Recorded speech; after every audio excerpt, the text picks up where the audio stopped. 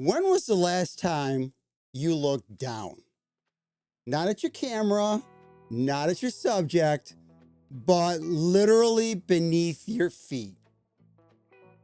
As photographers, we're so focused on capturing what's in front of us, we forget there's a whole new world of textures, patterns, and stories right under our shoes.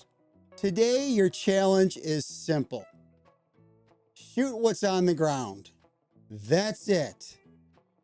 Sidewalks, floor tiles, puddles, fallen leaves, manhole covers, shadows, garbage, whatever is there.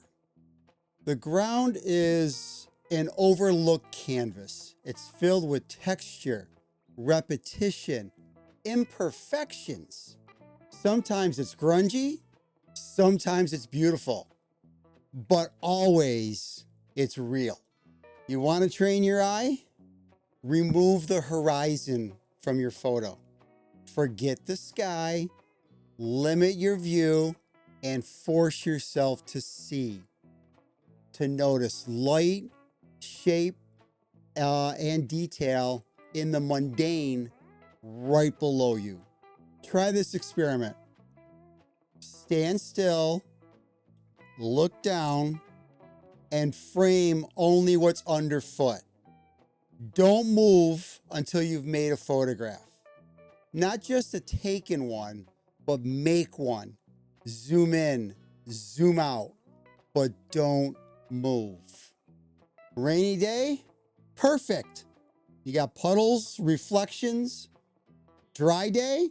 Even better. Textures, shadows. Look for contrast. Look for wear. Look for stories. Photographing the ground teaches you patience.